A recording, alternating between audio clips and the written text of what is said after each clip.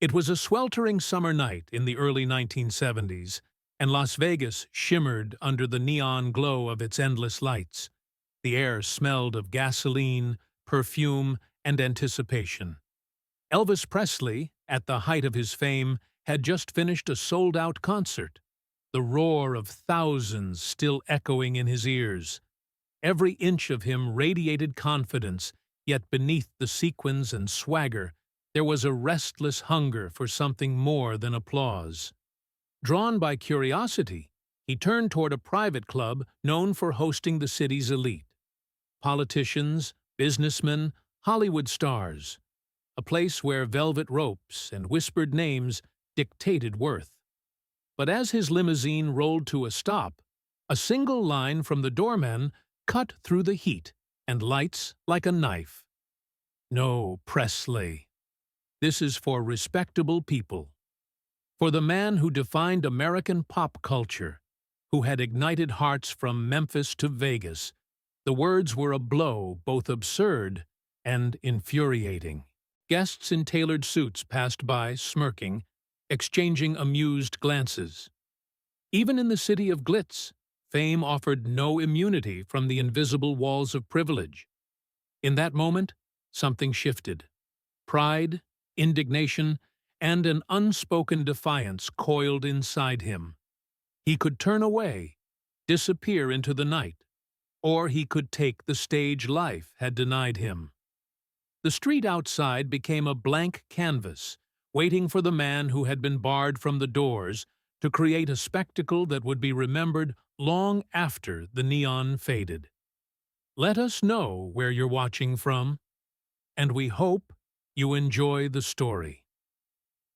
The summer air in Las Vegas had a strange electric weight to it that night, as if the city itself was holding its breath. Neon signs flickered above the strip, throwing splashes of red, blue, and green across the polished asphalt.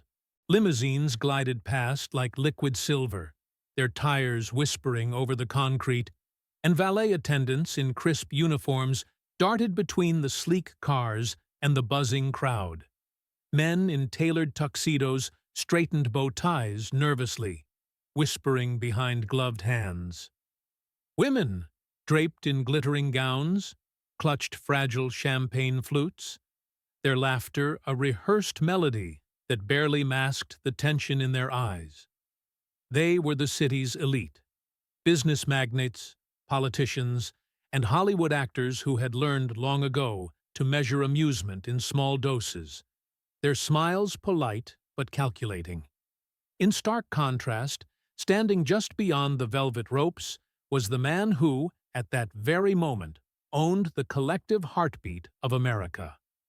Elvis Presley, his hair perfectly coiffed, sunglasses perched on his face even as the sun began its descent, and a jacket that shimmered faintly under the neon haze, leaned against the polished marble of the club's facade.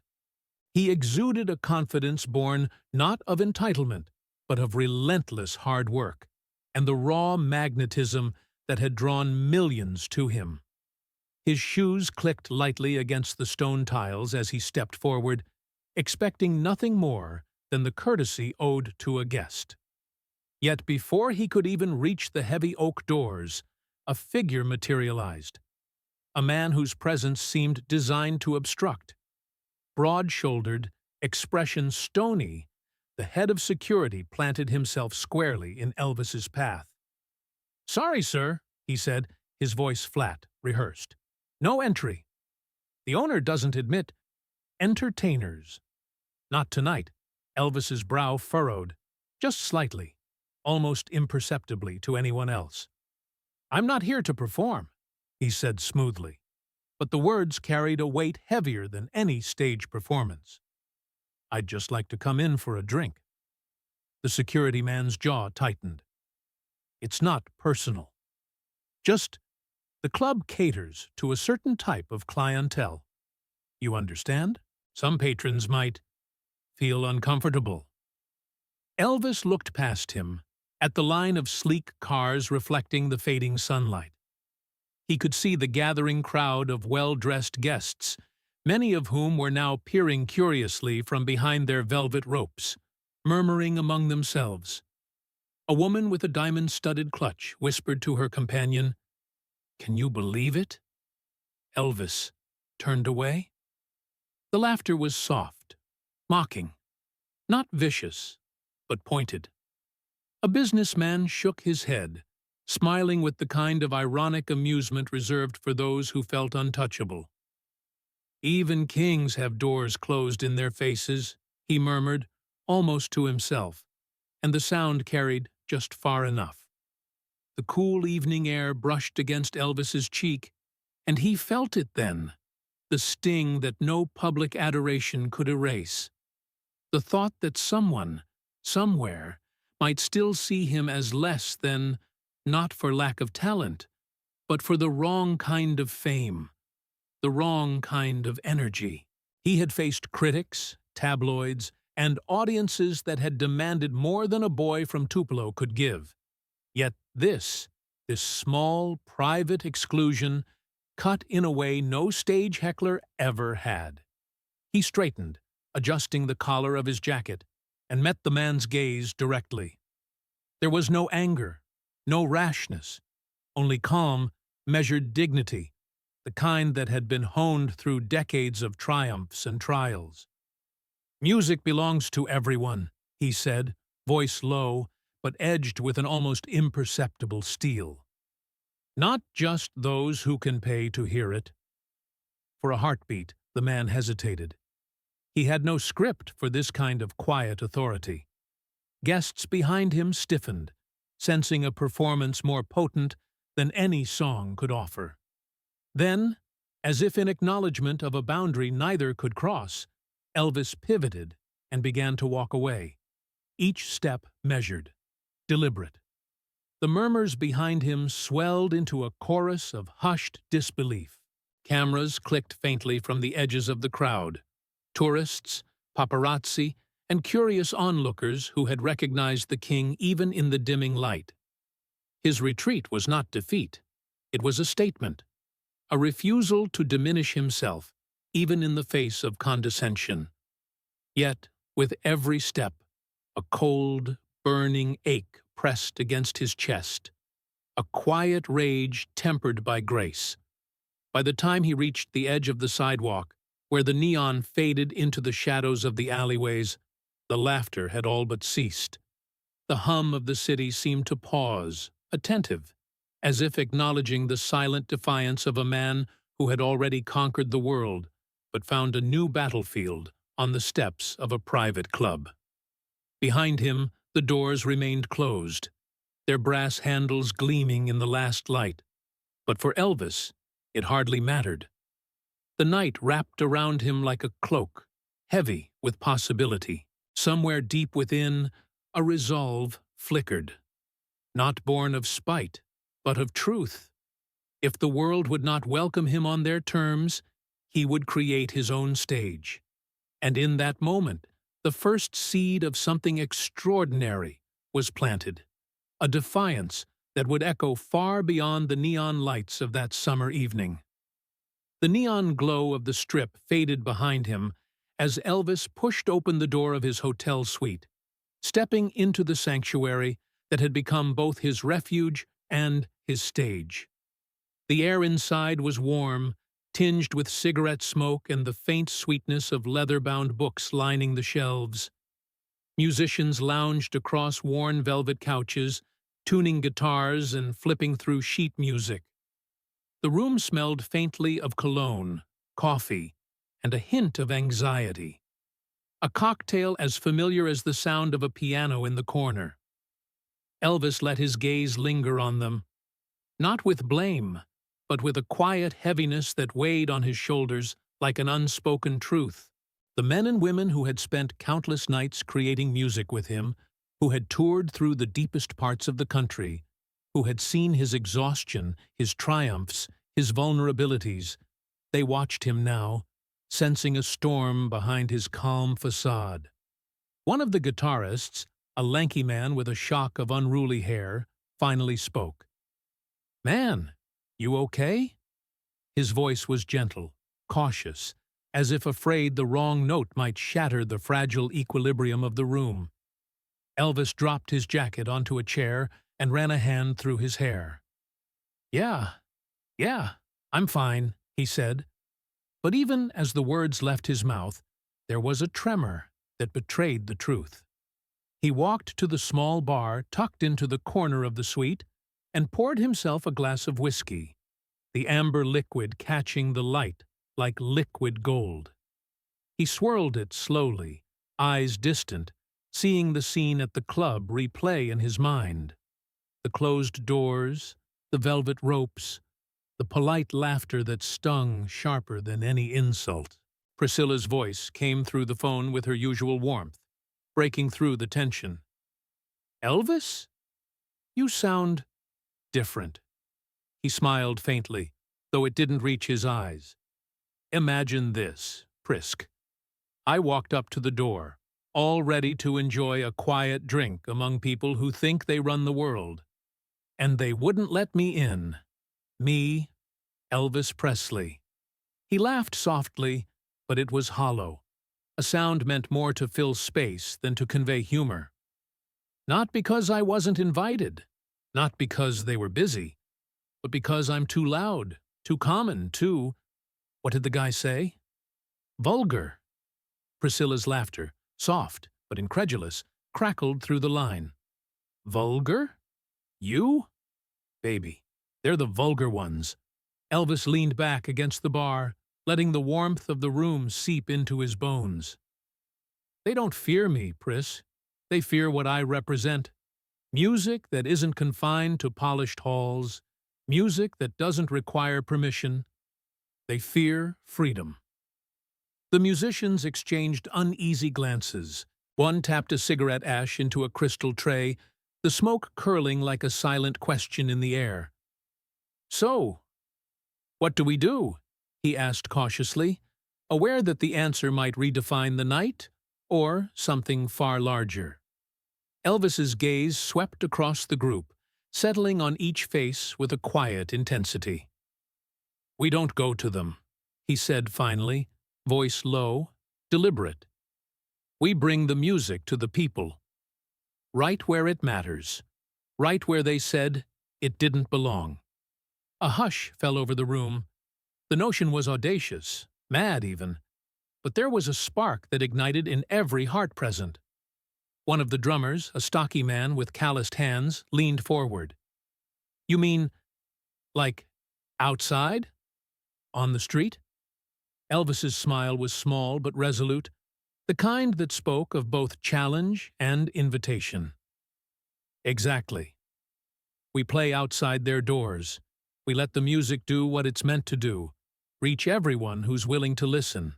And if they don't like it, that's their problem." The room seemed to hold its collective breath. There was a sense, almost tactile, that they were on the cusp of something extraordinary. This wasn't just another gig, another stage, another paycheck. This was defiance made flesh, the kind that thrummed through the veins of a man who had been underestimated, dismissed, and underestimated again, not by talent, but by perception. Elvis moved to the window and pulled aside the heavy drape. The strip shimmered beneath the fading sky, neon lights reflecting off the slick streets. He could already see the potential. Curious tourists pausing mid-stride, cab drivers glancing at the unusual gathering, the city itself holding its breath, as if sensing that something unprecedented was about to unfold. "Tonight," he said quietly, almost to himself, "we don't wait for the world to let us in. We make our own stage, and if we play loud enough, maybe, just maybe, the world will listen."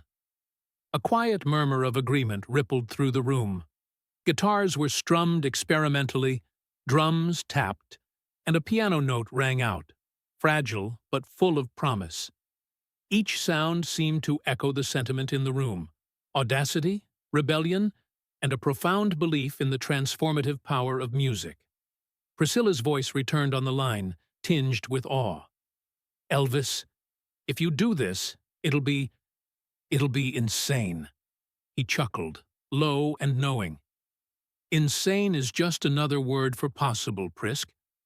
And tonight, I think it's about time we remind them what's possible. The night deepened outside, but inside, a new kind of energy crackled in the air. It wasn't just the heat of summer or the neon reflections dancing on the walls. It was the electricity of a plan taking root, of a man refusing to be diminished, and of a group of musicians ready to follow him into the unknown. And so, in the quiet hum of a Las Vegas hotel suite, a concert that wasn't on any schedule, wasn't in any program, began to take shape. Its stage was the streets, its audience the city itself, and its promise was simple yet revolutionary. Music belonged to everyone, and tonight, Elvis would make sure the world remembered it. The next evening arrived with a peculiar electricity, one that seemed to pulse through the city streets themselves. Elvis stepped out of the hotel with his guitar slung over his shoulder, the soft glow of streetlights casting elongated shadows behind him. The pavement was still warm from the day's sun, and a faint breeze carried the smell of exhaust, hot asphalt, and a hint of neon from the nearby casinos. Around him, a small entourage of musicians followed, drummers, guitarists, and a harmonica player whose presence alone hinted at spontaneity and soul. They moved like conspirators on the edge of an audacious scheme, hearts pounding in unison with a shared sense of anticipation. Elvis paused for a moment, taking in the entrance of the club that had humiliated him the night before. Its grand doors were polished to a mirror sheen, reflecting the crowd of guests arriving for what they believed to be a curated, exclusive evening. He could see the velvet ropes, the champagne flutes in delicate hands, the carefully arranged tables that spoke of curated status. Inside, they were safe. Inside, they were in control. Outside, however, the streets belonged to no one, not even the wealthiest socialites or the strictest bouncers. Without a word, Elvis set his guitar case down and opened it. The first chord reverberated against the building's facade, a single note cutting through the quiet buzz of traffic and city life. A curious passerby slowed, eyebrows raised, drawn by the familiar twang, the immediacy of something raw and alive. Another turned from the sidewalk, unsure if this was a street performance or a rehearsal. And then, almost imperceptibly at first, the small group of musicians joined in, each note layering over the last, weaving a tapestry of sound that demanded attention. From the club, a few patrons paused mid-step, smirking, shaking their heads. "Looks like he's at it again," one murmured, attempting to dismiss it with a laugh, the kind that masks uncertainty with arrogance. But the laughter faltered as more people appeared, curious tourists, late-night wanderers, delivery men who had finished their routes early, even a street vendor who leaned on his cart, intrigued. The crowd's growth was subtle, almost organic, yet unmistakably building. Elvis, sensing the swelling presence, shifted his stance, shoulders straight, chin lifted. He sang with a precision born of years of stagecraft, yet his voice carried a vulnerability that the polished halls of Vegas rarely witnessed. He wasn't performing for fame or money. He was performing to be heard, for the raw, immediate recognition of those around him. Every note was deliberate, every pause charged with intention. The music wasn't a bridge to applause, it was a call to presence, a demand that life outside the velvet ropes be noticed. By now, a small knot of onlookers had gathered, their faces a mixture of surprise and delight. One young couple leaned on the edge of a taxi, eyes wide, mouths slightly open, caught in the thrill of witnessing something they didn't anticipate. The harmonica player added a mournful, almost whispering melody that intertwined with the deeper driving rhythm of the drum, creating tension that hung in the air like electricity before a storm. Inside, the effect was immediate. Those who had been laughing or scoffing at the previous night's spectacle froze. Their conversations faltered mid-sentence. Through the tall windows, the startled gaze of a well-dressed man met the sight of Elvis performing with his friends, on a street no one had expected to be a stage. There was a growing realization that the world outside the club doors might just be more alive, more authentic than the curated opulence within. The applause came first as a ripple, then as a wave.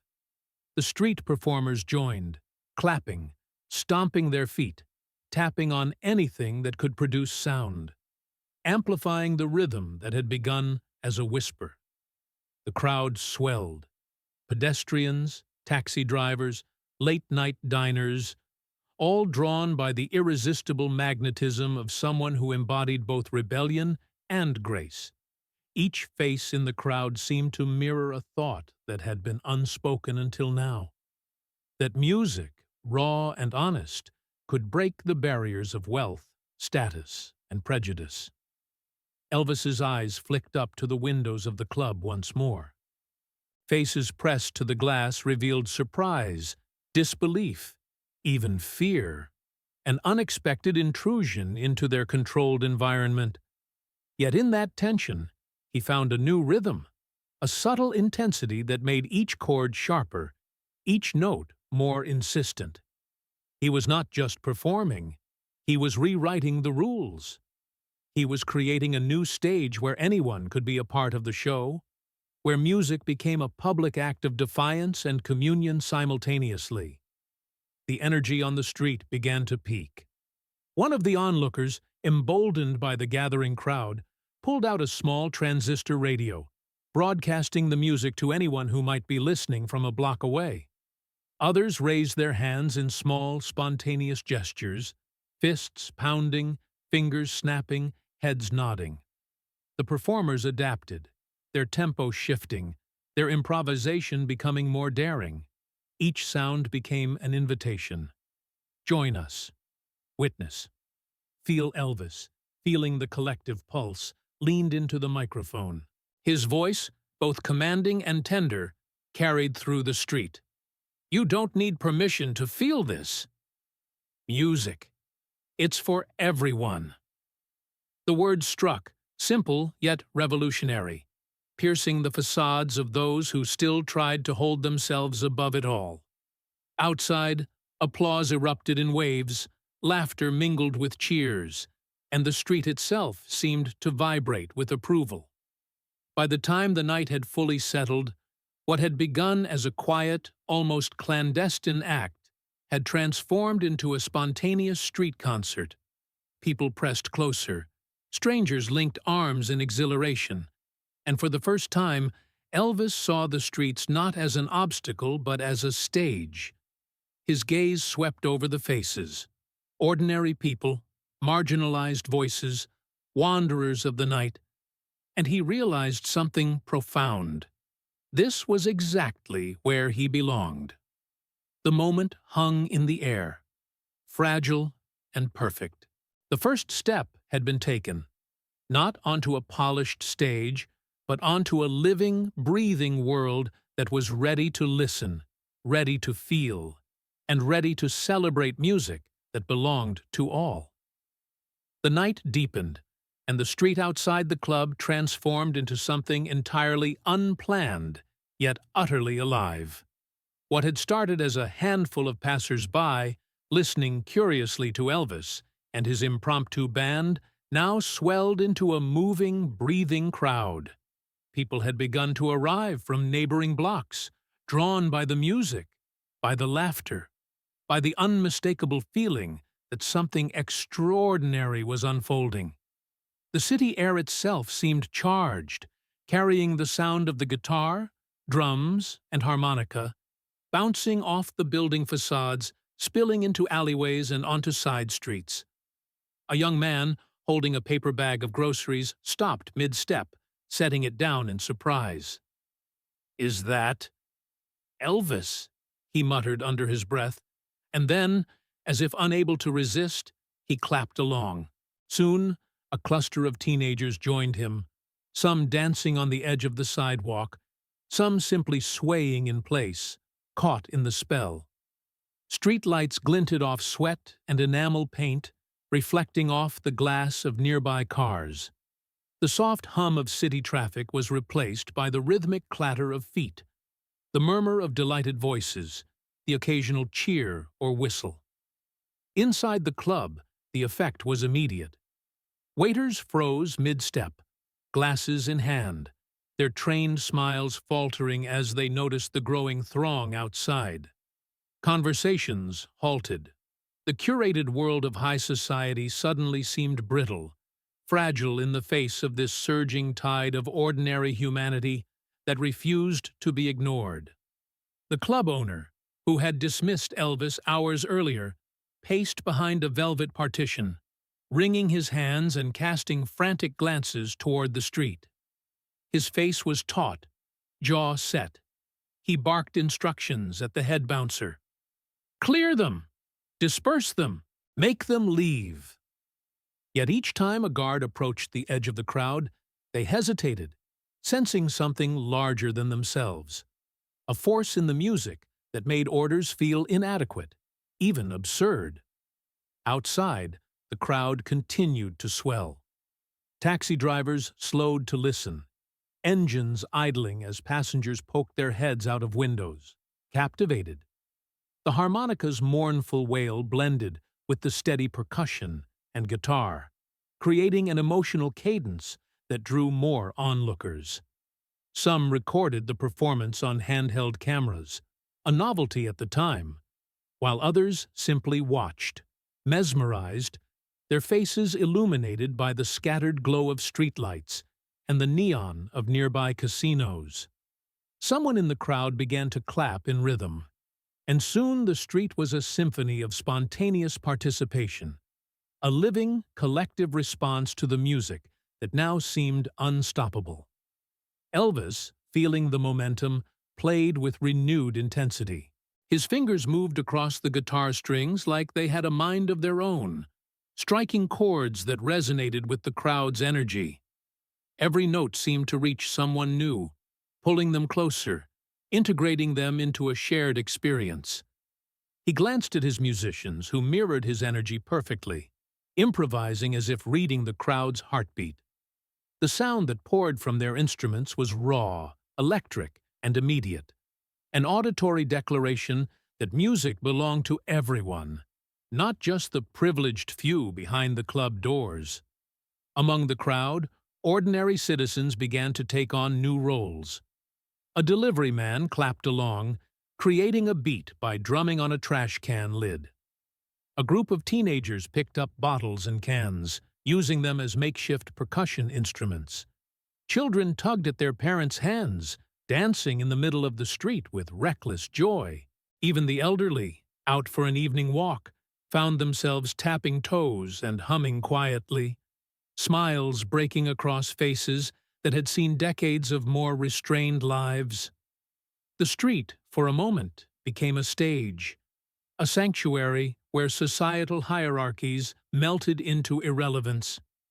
From the windows above, the reactions of the club guests grew increasingly complex.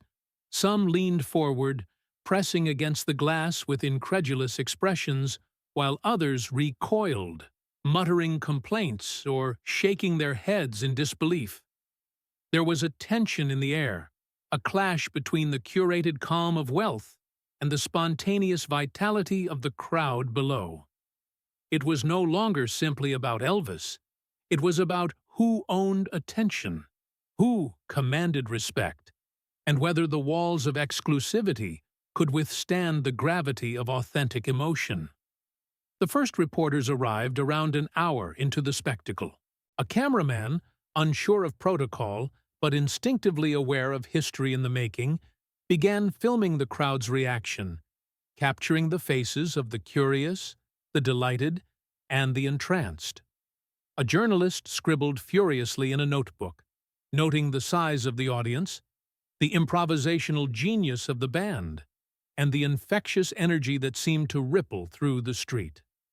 What had been intended as an evening of entertainment for a few had escalated into a moment worthy of chronicling. Even the club's security could no longer remain indifferent. Guards approached, initially intending to enforce order, to push back the masses and restore the sanctity of their appointed space. But as they listened to Elvis's voice, as they felt the energy pulsating through the asphalt beneath their feet, hesitation replaced authority. Some found themselves nodding subtly to the rhythm, others tapping their boots, and one, braver than the rest, began singing quietly along with the chorus. Their presence, once a barrier, had inadvertently become part of the chorus, merging the controlled with the spontaneous in a surreal harmony. Back on the street, the crowd's numbers continued to climb. Pedestrians from distant streets converged, drawn by curiosity, music, or a primal desire to witness something transcendent. Street vendors set aside their goods, simply listening. Taxi drivers honked their horns in rhythm. Children perched on shoulders, laughing and shouting encouragement. And above it all, Elvis's voice soared, commanding, tender, and unmistakably alive. He had become a beacon in the night, a leader not of pomp and ceremony, but of shared human emotion. By the time the hour grew late, the gathering had transformed into something approaching a festival. The crowd's laughter, clapping, and singing blended with the instruments, creating a tapestry of sound that no velvet rope could contain. The city street was no longer simply asphalt and neon. It was a stage, a canvas, a living testament to the power of music to unite disparate lives in a single collective heartbeat. The first step had grown into a movement, the energy that had begun as curiosity had blossomed into celebration. And at the center, like the calm eye of a storm, Elvis strummed his guitar, aware that a historic moment was being written not in ink, but in the hearts of everyone who had come to listen. By the time the first flashes of streetlights reflected off polished instruments, the scene outside the club had transformed into something far beyond a simple street performance. It was no longer just Elvis and his band. It was an event that pulsed with life and energy, a living organism that seemed to breathe with every note. The clamor of the crowd, once tentative and curious, had grown into an insistent, joyous roar, filling the air with vibrations that could be felt through shoes, bones, and chest alike. Passers-by stopped in their tracks, drawn by the sound, the spectacle, the undeniable pull of something extraordinary happening outside an exclusive establishment that had once dared to reject its most famous visitor. At this moment, the first journalists arrived. Local television crews, their equipment bulky by today's standards, set up hastily on the street corners, cameras swiveling, microphones poised, their notebooks ready to capture the scandal they assumed they would witness. Reporters had expected chaos, a tantrum, a confrontation. After all, it was Elvis, the man who had been turned away by a club that deemed him too vulgar. But what they found was something far more compelling. A mass of ordinary citizens united by something intangible yet undeniable. Children clapped, couples held hands, shopkeepers leaned out their windows to watch. The energy was contagious, the emotions raw. The spectacle was unfolding without script, without stage, without pretense. One cameraman, positioning his tripod on a fire hydrant for better sightlines, adjusted the lens and whispered to his assistant, "This isn't a scandal, it's history." His voice, hushed with awe, was swallowed by the rhythmic pulse of the crowd. Every cheer, every clap, every note played by Elvis seemed magnified by the density of the spectators. The microphone atop the camera captured the murmurs of astonishment from onlookers, the laughter, the spontaneous singing along, and, above it all, Elvis's voice, powerful, melodic, and full of emotion, cut through with clarity and intent. Somewhere in the crowd, a man reached into his coat pocket and pulled out an old, battered microphone from a previous radio broadcast. "Try this," he said, offering it to one of Elvis's band members. With the portable amp attached, the sound now carried further, bouncing off buildings, spilling down neighboring streets, drawing in pedestrians who hadn't even known there was a performance taking place. The crowd surged forward, and the sense of a festival, a communal celebration, became undeniable. By now, the street was packed shoulder to shoulder with people of all ages, all backgrounds, all walks of life. Their diversity was a living testament to the universal language of music. Elvis, sensing the growing magnitude of the moment, adjusted the tone of his playing, letting each chord resonate with deliberate care. He looked toward the windows of the club, where the previously indifferent or mocking guests now pressed their faces to the glass. Their expressions ranged from disbelief to unease to outright fascination. And then he spoke, his voice carrying over the amplified music, resonating not just with those outside, but with everyone watching from behind the club's doors. "Music isn't for the chosen few," he said, his gaze calm but piercing. "It belongs to anyone who feels it, anyone willing to open their heart."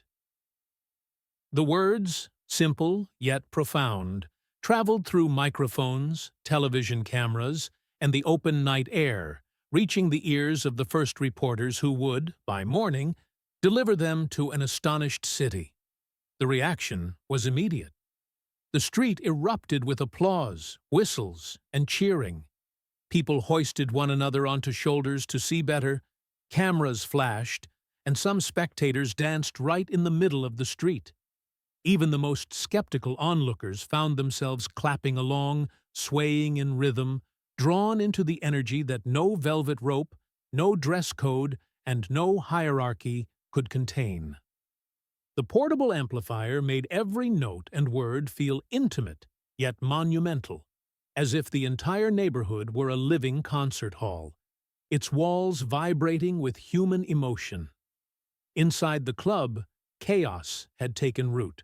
Guests whispered urgently among themselves, some venturing outside to witness for themselves, others retreating to the corners, muttering complaints or disbelief. The staff, already on edge, could not manage the swell of people and sound. The club owner, who had once dismissed Elvis without a second thought, now stood frozen, torn between the propriety he valued and the spectacle he could not ignore. Each cheer from the crowd was a blow to his carefully curated order, each note a reminder that authenticity and passion often outweighed wealth or status. Meanwhile, the journalists worked furiously, realizing the story was no longer a mere anecdote. It was a headline waiting to happen. Camera operators repositioned for the best angles, their lenses capturing children dancing, parents clapping, strangers linking arms in spontaneous solidarity. Reporters scribbled fervently in notebooks, documenting the emotion etched on faces, the diversity of the crowd, and the magnitude of the unplanned, unscripted phenomenon. The camera captured one particularly poignant moment.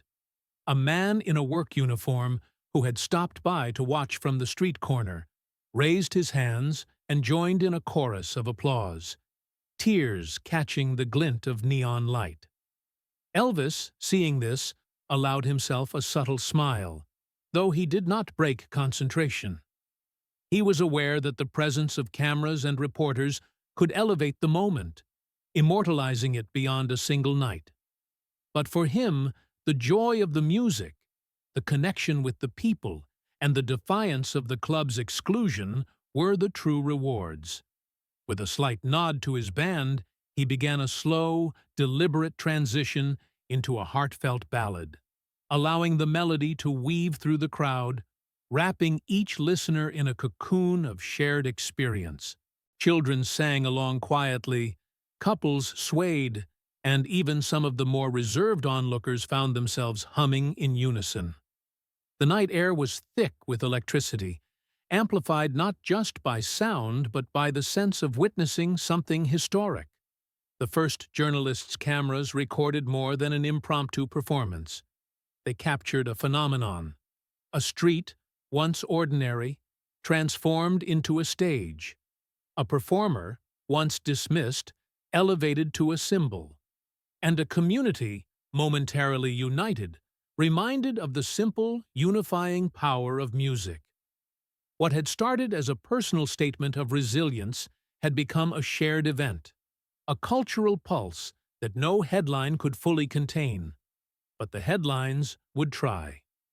As the amplified ballad filled the street, it was impossible to ignore the transformation.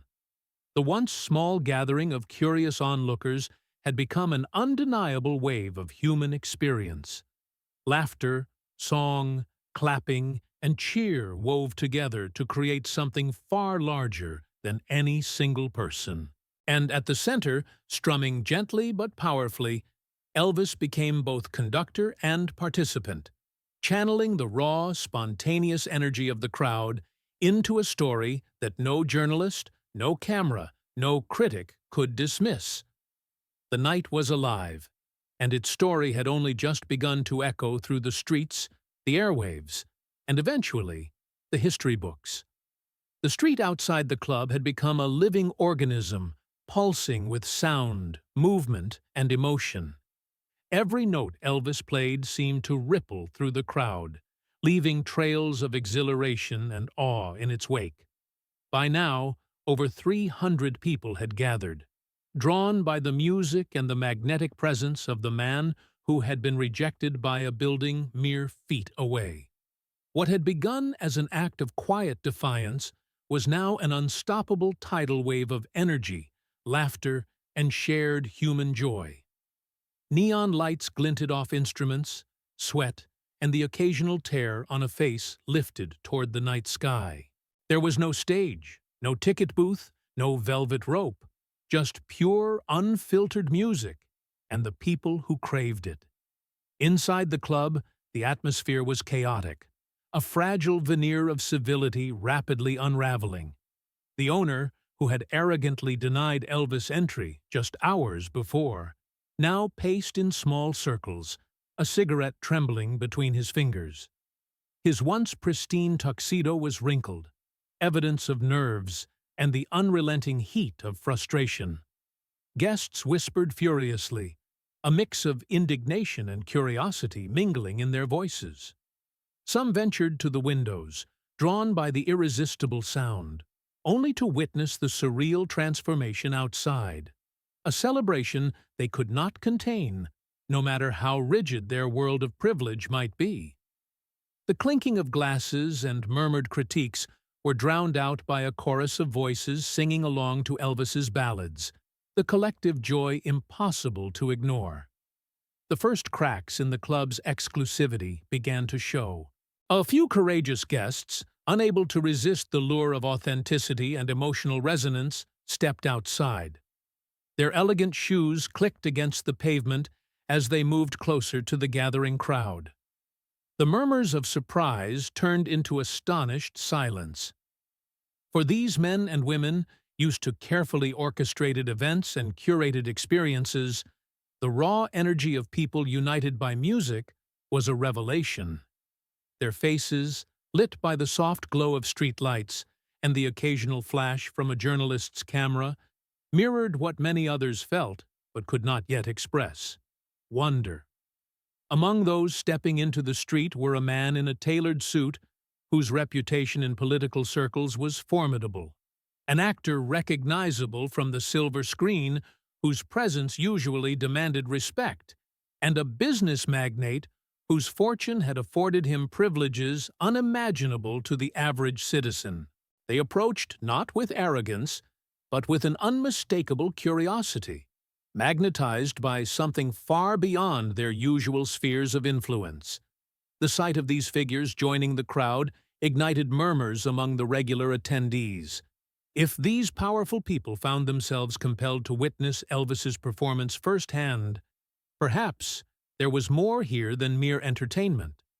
Perhaps there was a truth they could not ignore. Elvis, sensing the subtle shift, allowed himself a glance toward the windows and then at the newcomers. His voice, previously a melody of emotion and defiance, softened slightly as he transitioned into a song that carried both intimacy and universality. Every chord, every pause, seemed calculated yet effortless, a manifestation of his profound understanding of connection. The crowd responded instinctively, their claps, whistles, and hums blending into a communal heartbeat that seemed to sync with the very rhythm of the night. Children danced without inhibition, couples swayed, and the elderly tapped their feet, all entranced by the music that, until now, had been considered too vulgar for the chosen few. Inside, the club's authority crumbled further. The owner's attempts to maintain order were futile. Whispers of frustration escalated into an undercurrent of panic. Guests who had initially sneered or mocked were now leaving their tables, drawn to the magic occurring just beyond their carefully controlled environment.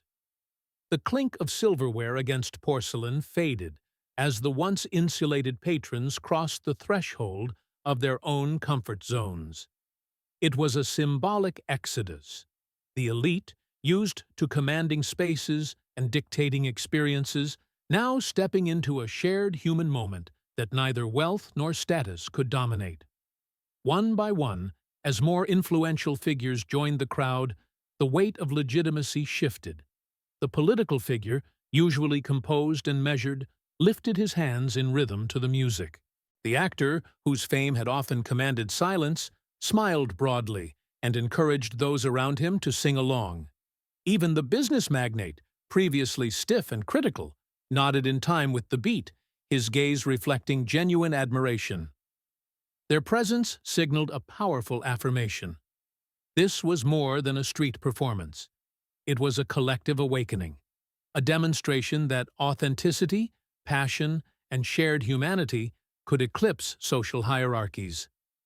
Elvis continued to play, his movements precise yet fluid, his voice rising and falling with a delicate balance of power and tenderness.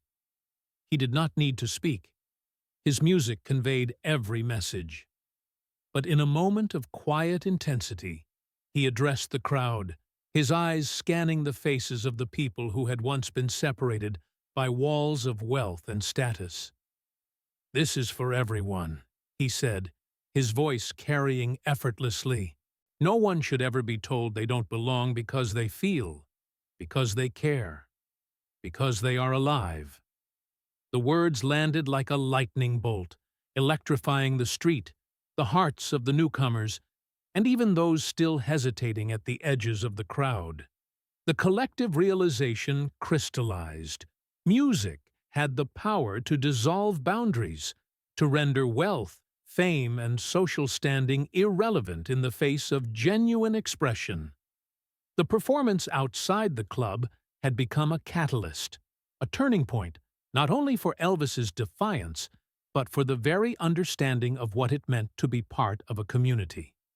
Those who had once been insulated in privilege were now participants, witnesses, and beneficiaries of a moment that transcended ordinary experience. The street was no longer a mere thoroughfare. It had become a cathedral of human connection. Every clap, every cheer, every note a testament to the transformative potential of art. As the final chords of that segment faded into the night, a hush descended upon the crowd, a shared acknowledgement that something extraordinary had just occurred. The city, or at least this block, had been changed. Inside, the club's authority had been undermined, its exclusivity exposed as fragile, and its patrons faced a choice: retreat to the comfort of their walls, or embrace the vibrancy of life beyond the doors. Outside, in the glow of streetlights and neon reflections, the people who had gathered knew they had witnessed a historical moment, a turning point in which one man's integrity, artistry, and humanity reshaped their understanding of community, status, and the unifying force of music. The night air hung heavy with anticipation as the crowd outside the club began to settle into a collective rhythm. The excitement of the impromptu concert had not diminished. If anything, it had intensified, transforming the street into a living, breathing testament to unity. Every note from Elvis's guitar, every inflection in his voice, seemed to reverberate not just across the asphalt, but into the hearts of everyone present. There was a sense that this moment was no longer just a performance. It was a declaration, an assertion that art and integrity could rise above privilege and prejudice. Amidst this charged atmosphere, the doors of the club opened. Hesitant at first, the owner appeared, stepping into the glow of the streetlights. His tailored suit, once crisp, now looked slightly disheveled, his polished shoes scuffed from pacing in frustration inside. He had spent hours commanding the space behind those doors, believing that wealth, influence, and exclusivity could shield him from reality. Now, facing the street, he seemed diminished by the force of authenticity outside. Every cheer, every cheerfully shouted lyric from the crowd underscored the truth he had long ignored. This was a power he could neither buy nor control. With deliberate caution, he approached Elvis, who had paused mid-song, strumming a single note that seemed to hang in the night air. The silence between them was charged, thick with tension, expectation, and a fragile vulnerability. The owner extended a hand, his voice betraying a mixture of contrition and admiration. "Mr. Presley," he said, his tone formal but edged with genuine respect. "You're always welcome here." A ripple of surprise moved through the crowd. Journalists, street spectators, and even the lingering guests from the club turned their attention to the interaction. It was a pivotal moment, one that could have easily ended with a handshake, a forced reconciliation, and a restoration of the old hierarchy. But Elvis, standing tall, exuded a calm authority that seemed to belong not to the man in the suit, but to the music itself. He studied the hand offered to him, measured the intention, and then made a choice that would define the night. "I've already found my guests," he said, his voice carrying effortlessly over the murmurs of the crowd. "Here, on the street." The words fell like a hammer striking steel. A moment of stunned silence followed, as the street collectively absorbed the weight of what had just been said. It was not a dismissal of civility, nor an act of pettiness. It was a statement of principle. Elvis had claimed victory, not through anger or retaliation, but through dignity, inclusivity, and the simple truth that music, and by extension life, belonged to everyone, not just those behind closed doors. The crowd erupted in spontaneous applause, their cheers cascading in waves that seemed to lift the night sky itself. Strangers embraced, journalists captured the electric atmosphere with rolling cameras, and even the most hesitant guests from the club found themselves drawn in, unable to resist the communal energy that now defined the space. It was a validation not only for Elvis, but for everyone who had chosen authenticity over pretense, participation over exclusion. The club owner, for his part, remained frozen for a moment, caught between disbelief and reluctant admiration. He had tried to control the narrative, to confine the performance within walls and VIP areas, but the music and the human response it inspired had escaped every constraint. The realization was humbling, almost painful.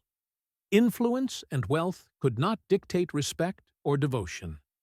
It had to be earned through genuine connection, and Elvis had done so with ease, without compromise. Around them, the scene continued to evolve. More people had arrived, drawn by the sound of the guitar and the emotional magnetism of the singer who had refused to be silenced. Children perched on shoulders, couples danced, and older patrons, some of whom had never witnessed live music outside a theater or concert hall, found themselves moved to tears. It was not a spectacle of commerce or social climbing. It was a living, breathing testament to what humanity could be when fear, judgment, and exclusion were set aside. Journalists leaned into the unfolding story, their cameras capturing every detail. The owner's hesitant approach, Elvis's measured response, and the crowd's ecstatic affirmation. This was more than a street performance. It was a narrative of empowerment, of dignity prevailing over arrogance, of the truth that authenticity cannot be denied. Every lens, every microphone, and every notebook now bore witness to a transformation that would be written about for years to come, not just as an entertainment story, but as a lesson in courage, grace, and moral leadership. Elvis resumed his playing, allowing the music to fill every corner of the street, every heart in the crowd. His fingers moved with precision and emotion, every chord a reminder of the integrity that had brought him here. And as he sang, he scanned the faces of those who had once sought to judge or exclude him, offering no contempt, only quiet affirmation that the world he chose to build, the one rooted in connection, respect, and shared experience, was already thriving. The street had become a stage, and every person on it had become part of a story that would endure far longer than any club event or private gathering. The contrast between the confined space of the club and the open expansiveness of the street had never been clearer. Behind closed doors, privilege could command attention, but not loyalty. Outside, authenticity commanded both. And as the night deepened, the music flowed, unstoppable, carrying with it the clear message that the real game had changed, and the rules now belonged to those brave enough to embrace truth and generosity over exclusivity and fear. The night air still vibrated with the fading echoes of Elvis's impromptu street concert, yet there was no sense of closure. The crowd, flushed with exhilaration, lingered, unwilling to let the magic slip into memory. Every streetlight, every glint of reflection off car windows seemed to hold fragments of the music, scattering them across the asphalt like sparks from a fire. Journalists, notebooks open and cameras rolling, wove through the crowd, eager to capture not just images, but the undercurrent of transformation that had taken root in this unlikely setting. One of the club's security guards, a burly man with graying hair and years of rigid training, had lingered nearby. He had been instructed to prevent any further intrusion, to maintain order, and ensure that the disorderly did not overstep.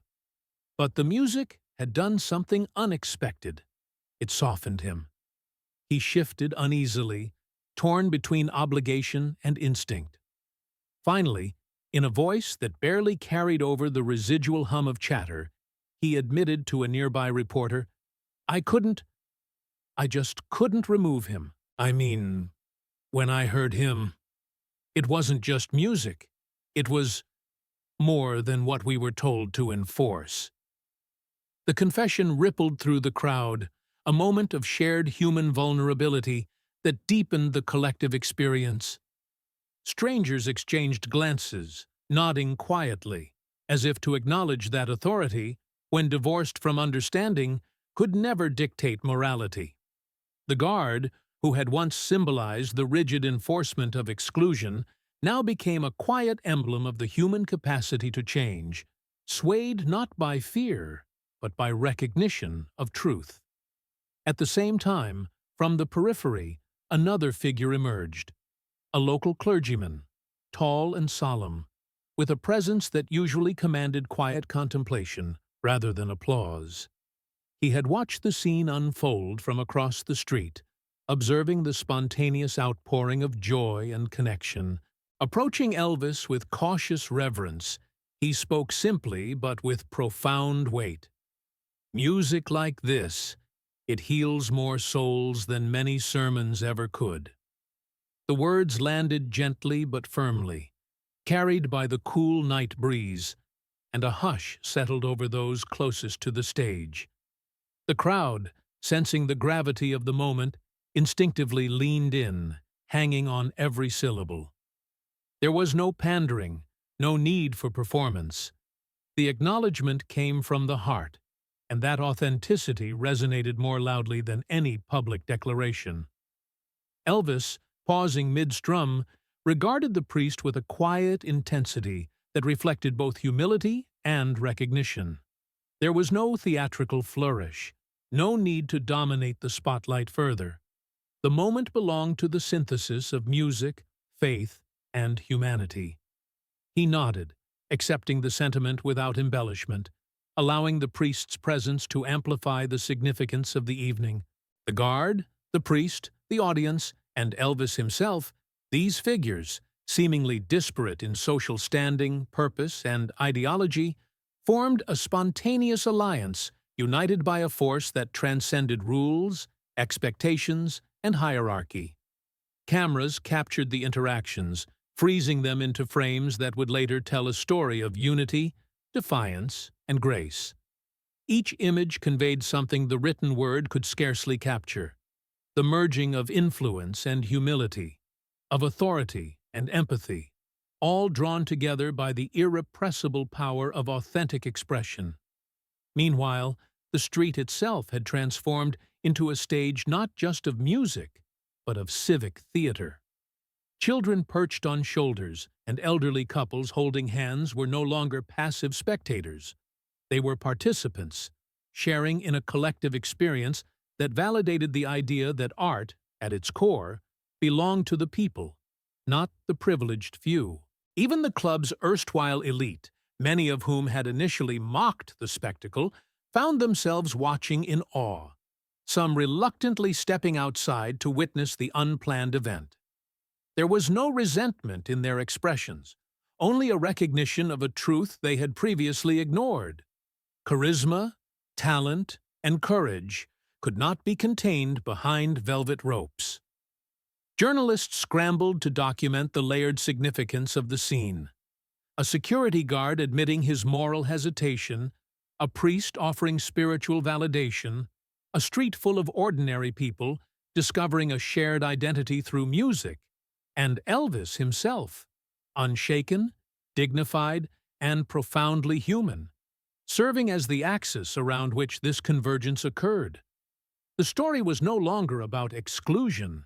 It was about inclusion, about the unpredictable ways in which genuine artistry could reshape perception and bridge divides. In the midst of the crowd, whispers began to circulate about what this night represented beyond the immediate thrill of performance. It wasn't simply rebellion against an arbitrary social code. It was an assertion that collective humanity could be recognized in moments of sincerity and courage. People of different ages, backgrounds, and beliefs were suddenly aligned, unified by a visceral understanding that they were witnessing history in real time. Elvis resumed his guitar, the low, deliberate strumming signaling a shift in tone, a moment of reflection amidst triumph. The crowd listened in rapt attention as he spoke softly into the microphone, his words deliberate, unhurried. This is what it's about. When music touches a heart, it doesn't ask for permission. The applause that followed was both immediate and resounding, a chorus of approval that seemed to echo across the city streets. By the time the night had deepened into its quietest hours, the alliance was undeniable. Journalists captured it, the guard internalized it, the priest blessed it with words, and the crowd lived it. What had begun as an attempt to exclude had transformed into a vivid affirmation of unity. The street, once a mere conduit between buildings, had become a living monument to the capacity of art to dissolve boundaries, to foster unexpected connections, and to rewrite the narrative of power in favor of dignity, empathy, and shared humanity. It was a night that would linger in the memory of everyone present, not simply for the music, but for the unforeseen bonds it had forged. Every note, every acknowledgement, every glance of recognition between people from different walks of life built an indelible tapestry, the alliance of those who understood, who listened, and who dared to follow the pulse of truth beyond the thresholds of social expectation. The night had grown deep, yet the street outside the club throbbed with life. Lamps cast a soft glow over the crowd, shimmering off the sweat and excitement of those who had stayed, unwilling to let the magic dissipate. Elvis stood at the center, guitar slung low, eyes scanning the faces around him, young and old, black and white, rich and working class alike. Every pair of eyes reflected the same awe, the same hunger for connection that had drawn them here in the first place. The air felt charged, almost sacred, as if the city itself had paused to witness this unscripted communion of people and music. Elvis strummed the opening chords of a slower, more intimate song, the notes floating across the assembled crowd like whispers. The tempo was deliberate, measured, allowing each phrase to sink deep into the listeners' hearts. People leaned forward instinctively, silent, feeling the weight and warmth of the moment. He did not need to shout, did not need to command attention. The energy had already gravitated toward him, a gravitational pull of genuine human emotion. As he sang, he looked up at the windows of the club where, hours before, his presence had been rejected. There, muted faces peered through glass, caught between disbelief and intrigue. The irony was impossible to ignore. The same doors that had once barred him now framed the stage he had created without permission, a stage that had drawn the city into a shared experience no velvet rope could contain.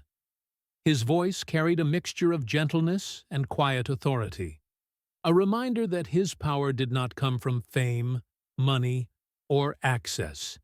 It came from the raw authenticity of his expression. The crowd responded instinctively, hands lifted, some holding flashlights, some waving handkerchiefs or scarves, little flames of human warmth rising in unison. A ripple of light spread across the street, illuminating faces, creating a constellation of shared admiration and connection. Cameras captured it, but no lens could ever fully grasp the weight of the collective heartbeat pulsing through the scene. This was not a performance for press or posterity.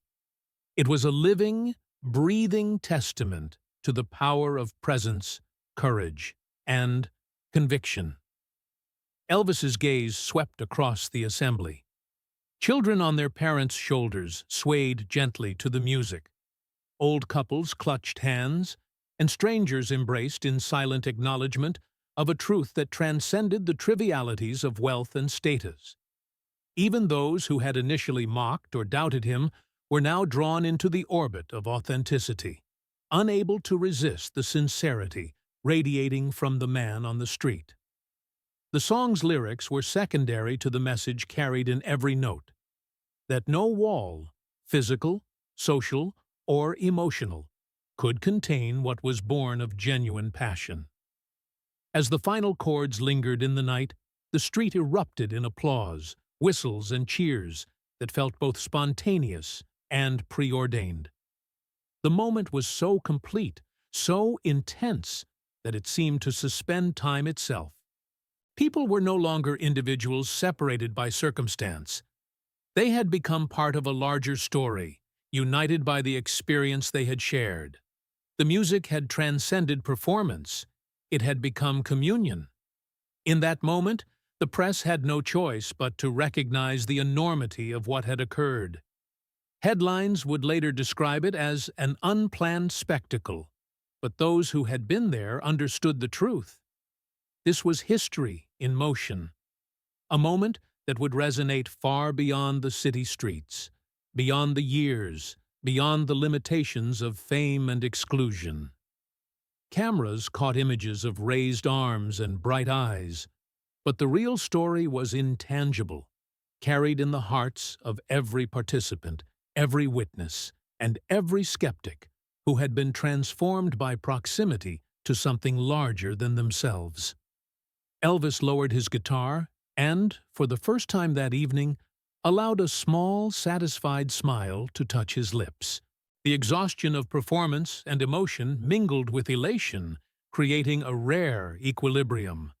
He lifted his voice one last time, addressing both the gathered crowd and, symbolically, those who had denied him entry hours before. Never let closed doors stop your heart. If one place turns you away, find the space where your music, your spirit, can breathe. The words, simple yet profound, were met with a chorus of affirmation. Shouts, applause, even tears glinting in the streetlights. People held up what they could. Lighters, scarves, hats, anything to mark the moment, to make it tangible, to honor the shared experience that had transformed them from spectators into participants in a living legend. The images would later circulate in newspapers and television broadcasts across the country.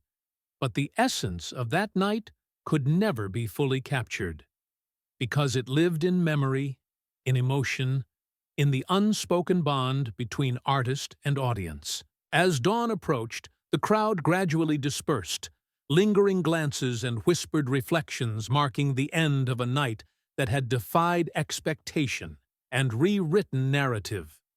The club doors remained closed, a silent reminder of the old hierarchy that had once rejected him, but the street had claimed its victory. History, in the form of unity, dignity, and the transformative power of music, had been written not in ink, but in lived experience. Elvis lingered a moment longer, strumming a few quiet chords, as the last of the spectators drifted away. The city was beginning to stir, and yet the echoes of that night would linger far longer than any sunrise. The newspapers, the cameras, and the anecdotes that followed would forever mark the evening as extraordinary, a testament not just to a superstar, but to the courage to create, the grace to endure, and the vision to transform exclusion into collective triumph. And so the street fell silent, the music receding but never vanishing, leaving behind a simple, immutable truth. A man who chooses dignity over anger, artistry over revenge, and connection over hierarchy can transform a single night into a moment that endures forever. That night, Elvis did not just perform, he became a living testament to the idea that the heart, when given freedom, cannot be contained.